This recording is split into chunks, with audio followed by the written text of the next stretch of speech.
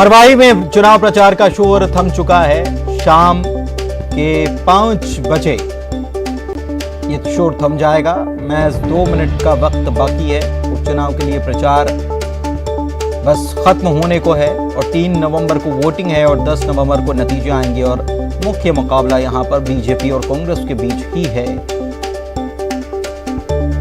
जरूर जेसीसीजे ने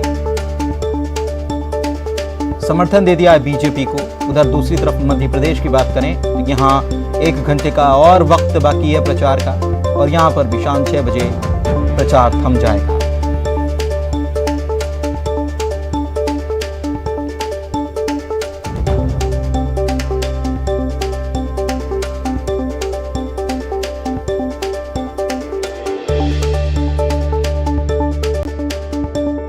मरवाही में चुनावी शोर आज शाम 5 बजे से थम गया है। जिस तरह से पखवाड़े भर से यहां पर प्रचार जोरों पर है। बीजेपी कांग्रेस अपनी पूरी ताकत लगाए हुए हैं। निर्दलीय प्रत्याशी डोर टू डोर प्रचार कर रहे हैं और आज ये प्रचार का आखिरी दिन रहा जहां पर जोर शोर से तमाम प्रत्याशियों ने विभिन्न इलाकों में जाकर प्रचार किया। इस दौरान तमाम दिग्गज नेता भी यहां पर दिखाई दिए थे। 3 दिनों तक मुख्यमंत्री भूपेश बघेल वहां पर डेरा जमाए हुए थे, जबकि 2 दिनों तक पूर्व मुख्यमंत्री रमन सिंह की सभा यहां पर रही। एक तरह से राजनीतिक पार्टियों के लिए ये चुनाव नाक का सवाल हो गया है और साख यहां पर राजनीतिक पार्टियों की जुड़ी हुई है। जिस तरह से मतदान के लिए तकरीबन 286 केंद्र यहां पर बनाए गए हैं और क्योंकि कोरोना संक्रमण काल में ये चुनाव होने जा रहा है, लिहाजा चुनाव आयोग की तरफ से विशेष गाइडलाइन जारी की गई है, जिसमें बराबर डिस्टेंस के साथ तमाम मतदाता मतदान केंद्र में इकट्ठे होंगे और साथ ही भीड़ ज़्यादा इकट्ठी नहीं करने के निर्देश भी दिए गए हैं। साथ ही साथ ये भी कहा गया है कि सोशल डिस्टेंसिंग का पालन करते हुए पूरी चुनाव प्रक्रिया निपटाई जाए। इसके अलावा 15,000 से ज़्यादा पुलिस के अधिकारी और कर्मचारी पुलिसकर्मी यहाँ पर सेवा में लगे हुए हैं, सुरक्षा में तैनात हैं और 3 नवंबर को मतदान होगा जो कि सुबह 8 बजे से लेकर शाम 5 बजे तक चलेगा और प्रत्याशियों की किस्मत ईवीएम में कैद होगी और 10 नवंबर को इसकी मतगणना होगी और तब पता चलेगा किसके सिर मरवाही का ताज सजता है। मध्य प्रदेश की 28 सीटों पर हो रहे उपचुनाव के प्रचार के अंतिम दिन मुख्यमंत्री शिवराज सिंह चौहान मंदसौर जिले की सुहासरा विधानसभा सीट से भाजपा के प्रत्याशी हरदीप सिंह डंग के समर्थन में शामगढ़ में रोड शो करने पहुंचे। शिवराज सिंह चौहान ने यहां पर न सिर्फ हरदीप सिंह डंग और भाजपा के लिए वोट मांगे, बल्कि जनता से ये भी कहा कि मध्यम वर्गीय परिवारों के लिए आने वाले समय में मध्यम वर्ग आयोग भी बनाया जाएगा। शिवराज सिंह चौहान ने यह भी कहा कि कांग्रेस के पास आज कोई मुद्दा नहीं है सिवाय गाली देने का और महिलाओं के अपमान करने के अलावा कांग्रेस के पास इस चुनाव में कोई मुद्दा नहीं है। भारतीय जनता पार्टी विकास के मुद्दे पर चुनाव लड़ती है और विकास ही भारतीय जनता पार्टी का लक्ष्य है। शिवराज सिंह चौहान ने जनता से अपील की कि 3 तारीख को वे भाजपा के समर्थन में वोट करें और 28 प्रत्याशी जो भाजपा के हैं उनको विजयी बनाए। 3 तारीख को मतदान होने जा रहा है और सुहासरा विधानसभा सीट पर शिवराज सिंह चौहान खुद 5 बार यहां पर आ चुके हैं और यह सीट काफी प्रतिष्ठा का प्रश्न बन गई है। देखना होगा 3 तारीख को मतदाता यहां पर किसे अपना आशीर्वाद देते हैं और अपना विधायक चुनते हैं।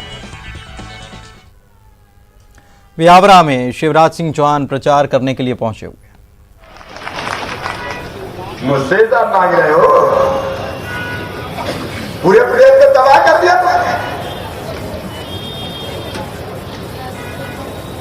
मुझे लगा कि 15 साल मैंने राज चलाया, अब जान दो कांग्रेस को चलाने दो। लेकिन सोचा ये था कि कुछ तो अच्छा करेंगे।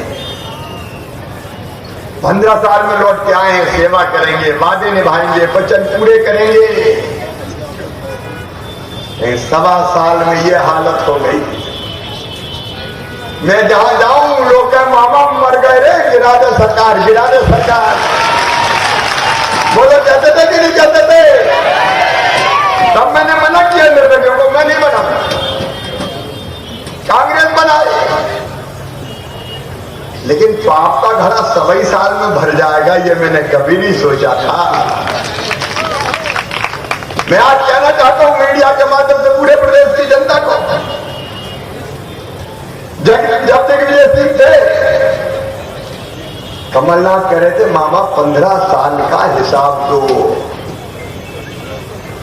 एक कमलनाथ, जब तुम्हारी और दिग्गी की सरकार थी, प्रदेश का बजट था 21,000 करोड़, मामा ने बढ़ा के कर दिया 2 लाख करोड़ से ज्यादा।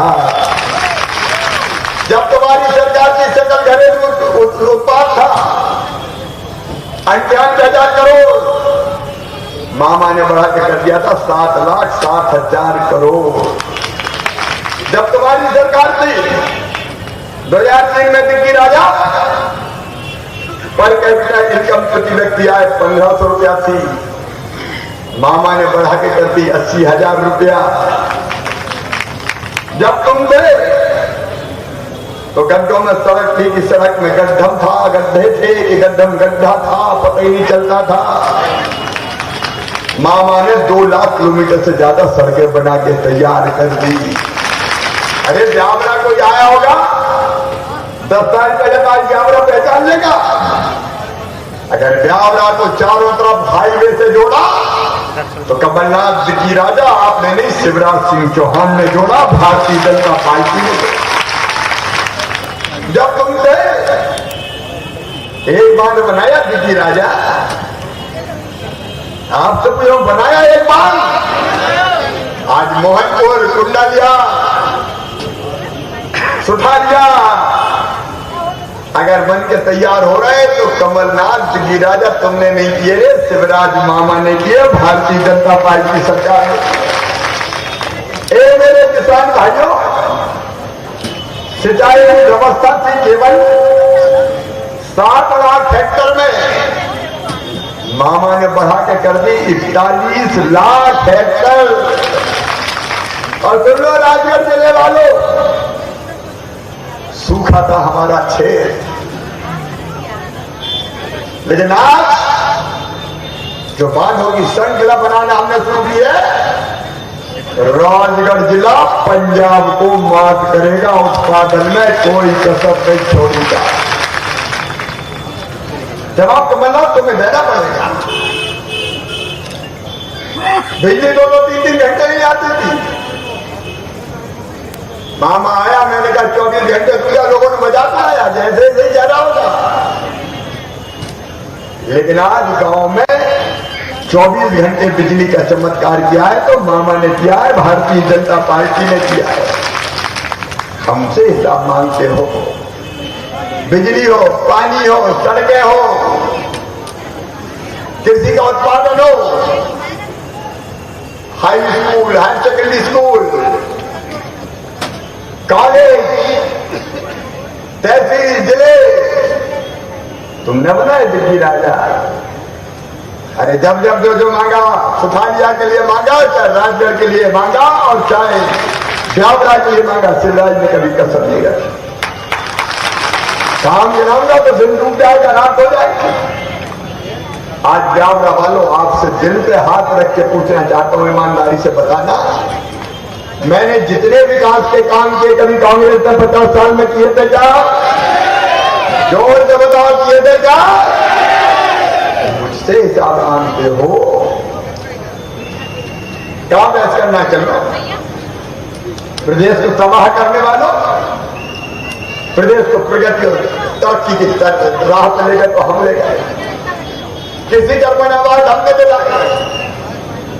मेरे बहन और भाई इनने क्या किया 1.25 साल में, कोई बता तो दे। एक ईंट लगी क्या बताओ ब्यावरा में? जोर से बताना, 10,000 का काम हुआ? कोई सड़क बनी? कोई बांध बना? जब भी कमलनाथ जी के पास जाए कांग्रेस के लोग और कहेंगे पैसा दे दो, तो कमलनाथ के पैसा है नहीं, मामा सब खजाना खाली कर गया। अरे औरंगजेब का खजाना था तो मामा खाली कर गया। बहाने बनाते पैसा नहीं है। आज पैसा कहां से आ गया? नारायण सिंह जी मामा ने कहा कसर रहने दी क्या?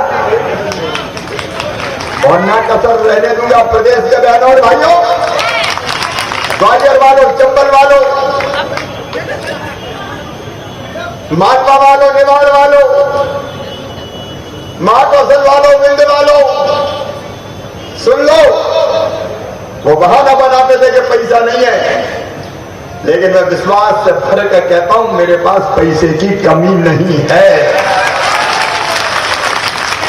अरे वो काय का मुख्यमंत्री जो रोज रोए कि पैसे ही नहीं है,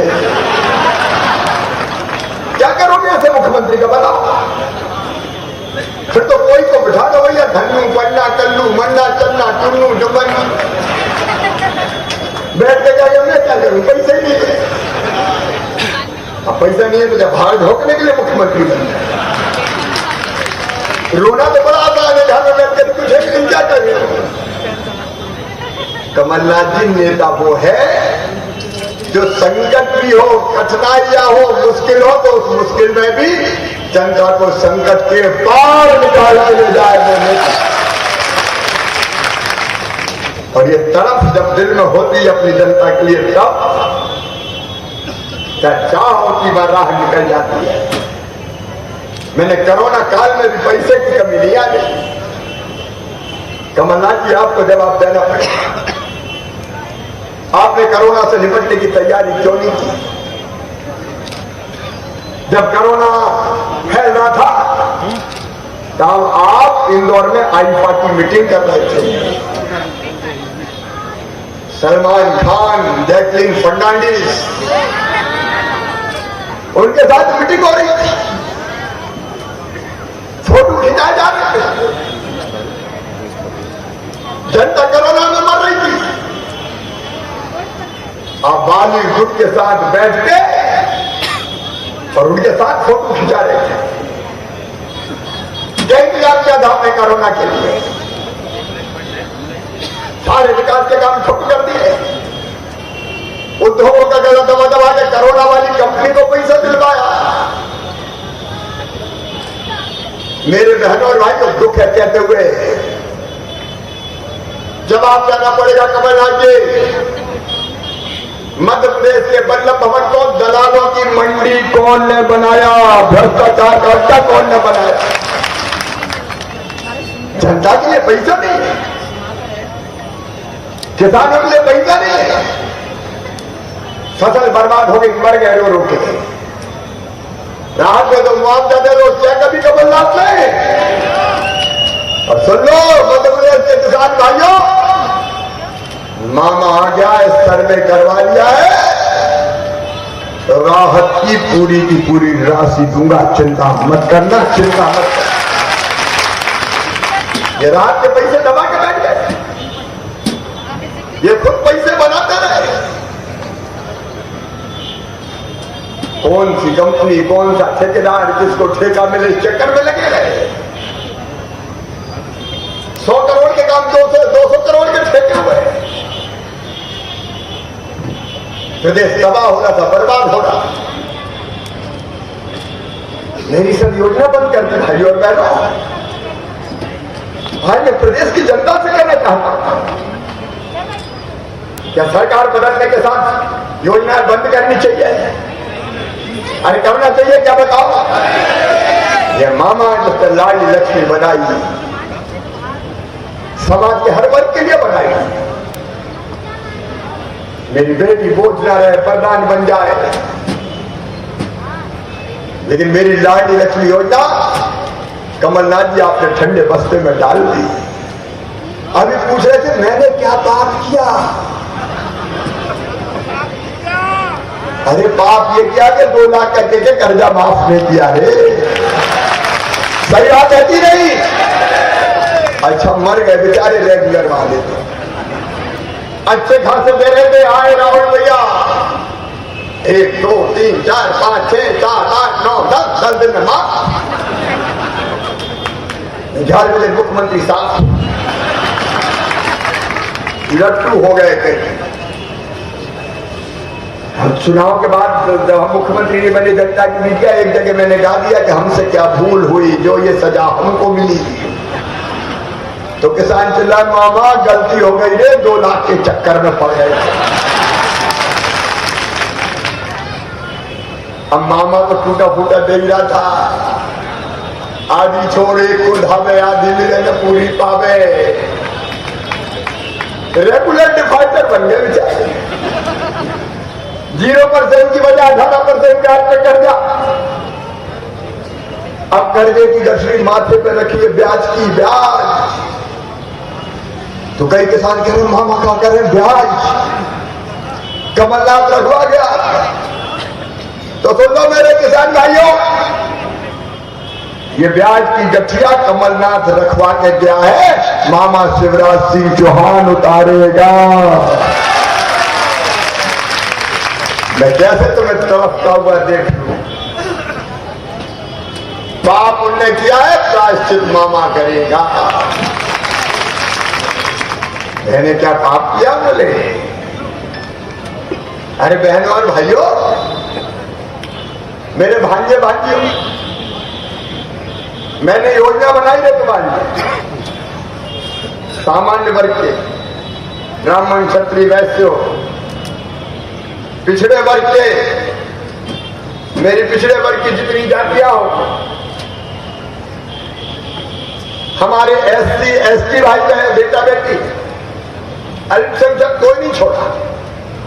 और तय मैंने ये किया कि अगर 12वीं में बढ़िया नंबर लेके आते और अपनी प्रतिभा के बल पर उनका admission medical college, engineering college, IIT, IIM, उच्च शिक्षण संस्थान कहीं भी होता है, तो किसान का, गरीब का बेटा फीस नहीं भर सकता।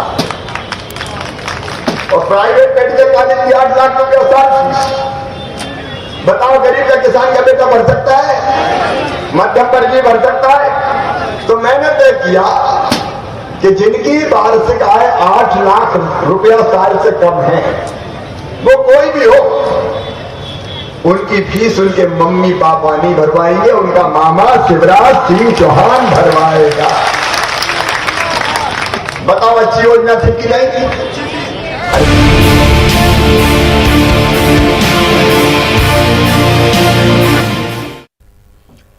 न्यूज 18 पर पीसीसी चीफ कमलनाथ आए और सभी सीटों पर कांग्रेस के पक्ष में माहौल है, ये बात उन्होंने कही। और साथ ही में उन्होंने ये भी कहा है कि जनता सच्चाई का साथ देगी। उपचुनाव में केवल सौदेबाजी ही बड़ा मुद्दा है और प्रदेश की जनता अब सौदेबाजी को समझ भी गई है, उनका कहना है। 15 साल तक विकास की गारंटी सीएम शिवराज जो लेते रहे, उनको घोषणा भी वे बताते नजर आए। सुनिए। चुनावी शोर थम चुका है और कमलनाथ ने 3 दर्जन से ज्यादा चुनावी सभाओं को संबोधित किया है। सर, आप लगभग सभी सीटों पर पहुंच गए हैं। सब सीटों में पहुंचा, 3 दर्जन से ज़्यादा मैंने किया। क्या माहौल नजर आ रहा है? मुझे बहुत अच्छा माहौल नजर आ रहा है। मुझे खुशी है कि मध्य प्रदेश की मतदाता, मध्य प्रदेश की जनता और खास ये 28 सीटों में उनको सच्चाई समझ आ रही है और सच्चाई का साथ देंगे। सर, दल बदलने का मुद्दा आपको नजर आ रहा है कि इस बार भारी पड़ेगा? केवल यही मुद्दा है, सौदेबाजी का और बिकाऊ सरकार बनाने का। यही आज मुद्दा बचा है। शिवराज जी जहां जा रहे हैं वो कह रहे हैं कि मैं इस विधानसभा सीट के विकास की गारंटी लेता हूं। वो गारंटी तो 15 साल देते रहे और लोगों ने घर बिठा दिया। अब और कितनी गारंटी लेंगे? लोगों ने 2 चीज़ें पहचान ली है, सौदेबाजी और शिवराज सिंह। 28 सीटों में कितनी सीटें? ये शिवराज सिंह जी से पूछेगा, घोषणा वीर वो है, मैं नहीं हूँ। तो पीसीसी चीफ कमलनाथ हैं जिन्होंने हर एक विधानसभा सीट पर पहुंचकर कांग्रेस के पक्ष में माहौल बनाने का काम किया और उनका कहना है कि वो कितनी सीटें जीतेगी कांग्रेस पार्टी, इस बात को लेकर दावा नहीं करते, लेकिन ये जरूर है कि दल बदलने का मुद्दा इस बार के उपचुनाव में कांग्रेस को मजबूत जरूर करेगा। कैमरामैन खिलान के साथ अनुराग श्रीवास्तव, न्यूज 18 भोपाल। छत्तीसगढ़ के दूरस्थ जिले जशपुर में स्थानीय बच्चों की प्रतिभा निखारने के लिए जिला प्रशासन और प्रदेश सरकार के सहयोग से संकल्प शिक्षण संस्थान की स्थापना का उद्देश्य अब साकार होता नजर आ रहा है। इस संस्थान के सैकड़ों विद्यार्थियों ने अब तक नीट, जेईई, आईआईटी में सफलता हासिल की है। इस साल कोरोना महामारी में ऑनलाइन क्लासेस लेकर संकल्प के छात्र नीतीश सोनी ने नीट की परीक्षा उत्तीर्ण की। नीतीश और उनका परिवार प्रदेश सरकार और जिला प्रशासन को धन्यवाद दे रहा है।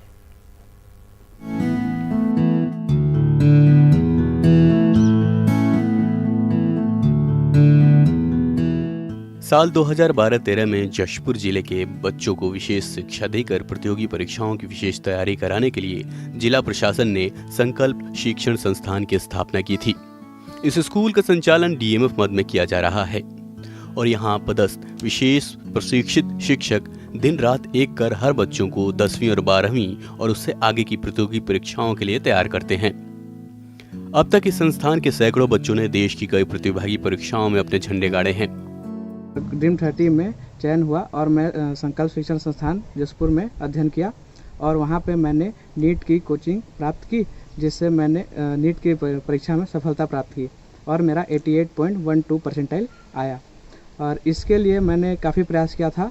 जशपुर जिले प्रशासन के द्वारा खोला गया एक स्कूल है संकल्प शिक्षण संस्थान, वहाँ से कक्षा 10वीं में उसने प्रवेश लिया और जिला प्रशासन का उद्देश्य रहा है कि यहाँ के अच्छे बच्चे हैं, होनहार बच्चे हैं, उनको वो अपने तरफ से शिक्षण प्लस कोचिंग दें और वो बच्चे आगे चल करके अच्छे परीक्षाओं में सफलता अर्जित करें। और इसके लिए मैं जिला प्रशासन को बहुत बहुत धन्यवाद देना चाहता हूँ। इस साल कोरोना महामारी की वजह से संकल्प शिक्षण संस्थान बंद रहा, जिसकी वजह से कई परीक्षाओं की तैयारी ऑनलाइन कराई गई। इस साल हुए नीट के एग्जाम में संकल्प शिक्षण संस्थान के नीतीश सोनी ने ऑनलाइन पढ़ाई करके नीट की परीक्षा में 88.12 अंकों के साथ बड़ी सफलता हासिल की है। एक्चुअली नीट में हमारे कई बच्चे क्वालिफाई किए हैं, 22 में 16 बच्चे क्वालिफाई किए हैं, लेकिन नीतीश सोनी जो हमारा ड्रॉपर स्टूडेंट था उसने 88.2 परसेंटाइल लाकर हमारे संकल्प का वो टॉपर है और अपने कैटेगरी में ऑल इंडिया लेवल पे उसका करीब 10,000 रैंक है, तो उम्मीद है कि उसको MBBS सीट मिलनी चाहिए। इसमें कोई शक नहीं है, जिला प्रशासन और पदस्थ जो भी कलेक्टर होते हैं उनके मार्गदर्शन में संस्था संचालित है और इस संस्था की शुरुआत ही इस उद्देश्य के लिए की गई थी कि इस आदिवासी अंचल में गरीब माँ बाप अपने बच्चों को महंगे कोचिंग अफोर्ड नहीं कर सकते हैं और इसलिए उन बच्चों को IIT और नीट जैसी राष्ट्रीय स्तर की प्रतियोगी परीक्षा की तैयारी कराई जा सके, उस उद्देश्य के लिए संस्था का संचालन किया जा रहा है।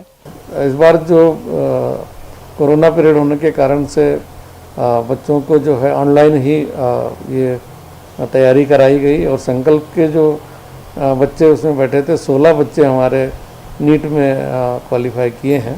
संकल्प शिक्षण संस्थान छात्रों के लिए वरदान साबित हो रहा है। नीतीश और उसका पूरा परिवार जिले के संकल्प शिक्षण संस्थान के संचालन के लिए जिला प्रशासन और प्रदेश सरकार का धन्यवाद अदा कर रहे हैं। और इसी के साथ बुलेटिन में इतना ही। नमस्कार।